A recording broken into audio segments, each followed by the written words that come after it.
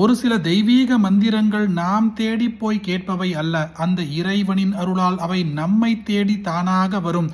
அதனால்தான் தெரிந்தோ தெரியாமலோ கூட இந்த ஆஞ்சநேயரின் மந்திரத்தை ஒருமுறை கேட்டால் நினைத்த காரியம் நடந்துவிடும். நீண்ட நாட்களாக நடக்காமல் இருக்கும் ஒரு காரியம் உங்கள் மனதில் இருந்தால், அது வேலையோ திருமணமோ பணம் குடும்பம் உடல் நலம் எந்த கவலையாக இருந்தாலும் அந்த வேண்டுதலை மனதில் வைத்து முழு பக்தியுடனும் இந்த ஆஞ்சநேயரின் மந்திரத்தை ஒருமுறை கேளுங்கள். உடனே நினைத்த காரியம் நடக்கும். ஓம் ஸ்ரீ தேவ்ய உவாச்ச சைவாணி காணபத்யானி சாக்தானி வைஷ்ணவானி ச கவச்சானி ச சௌராணி யானி சான்யானி தானி ச ஸ்ருதானி தேவ தேவேஷ त्वत्वक्त्राणि श्रुतानि च किञ्चिदन्यत्तु देवानां कवचं यदि गत्यते.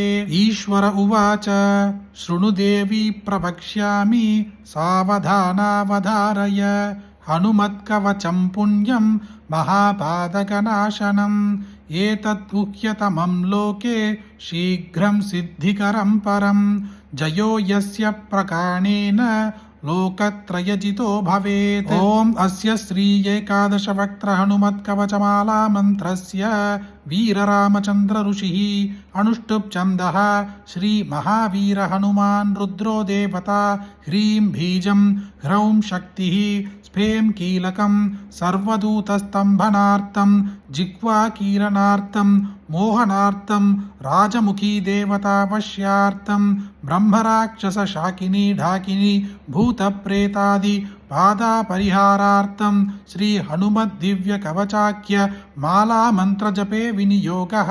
अथ करन्यासः. ओम ह्रौं आञ्जनेयाय अंकुष्टाभ्यां नमः. ओम स्फें रुद्रमूर्तये तर्जनीभ्यां नमः. ओम स्फें वायुपुत्राय मध्यमाभ्यां नमः. ओम स्फें अंजनीगर्भाय अनामिकाभ्यां नमः. ओम स्फें रामदूताय कनिष्ठिकाभ्यां नमः.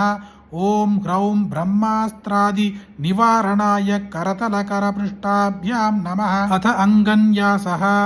ओम ह्रौं आञ्जनेयाय हृदयाय नमः.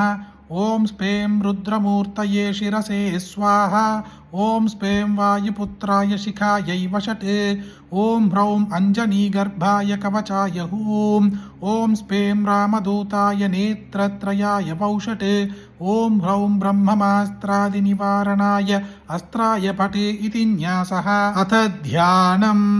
ओम ध्यायेत्रणे हनुमन्तमेकादशमुखाम्भुजम् ध्यायेत्तं रावणोपेतं दशबाहुं त्रिलोचनं हाहाकारैस्तैर्भैश्च कम्भयन्तं जगत्त्रयं ब्रह्मादिवन्दितं देवं कपिकोटिसमन्वितं एवं ध्यात्वा जपेद्देवि कवचं परमाद्भुतं. फलश्रुतिः इत्येतत् कवचं दिव्यं शिवेन परिकीर्तितं यः पठेत् प्रयतो भूत्वा सर्वान् कामान् अवाप्नुयात्.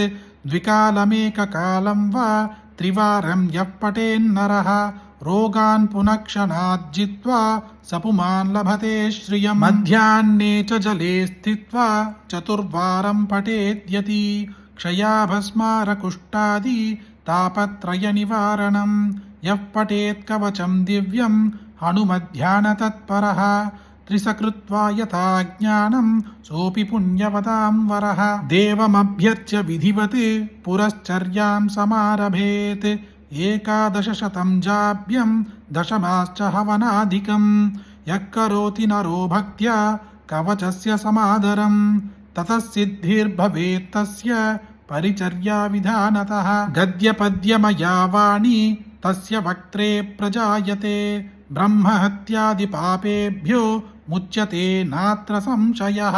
இந்த ஆஞ்சநேயரின் ஸ்தோத்திரத்தை பக்தியோடு ஒருமுறை சொல்வதற்கு அல்லது கேட்பதற்கு முன்பாக ராம ராம ராம என்று ராமநாம ஜபத்தை ஒரு நிமிடம் செய்துவிட்டு அதன் பின்பு இந்த ஸ்தோத்திரத்தை கேட்க இரட்டிப்பு பலன் கிடைக்கும்.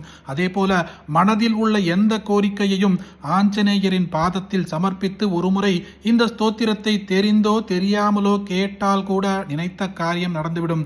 அப்படிப்பட்ட அற்புதமான இந்த பதிவை உங்களுக்கு தெரிஞ்ச எல்லாருக்குமே கட்டாயம் பகிருங்க. இந்த வீடியோவை லைக் பண்ணுங்க. நாளைக்கு மற்றொரு பதிவை சந்திப்போம். ஹரி ஓம். மகா பிரியவா போற்றி.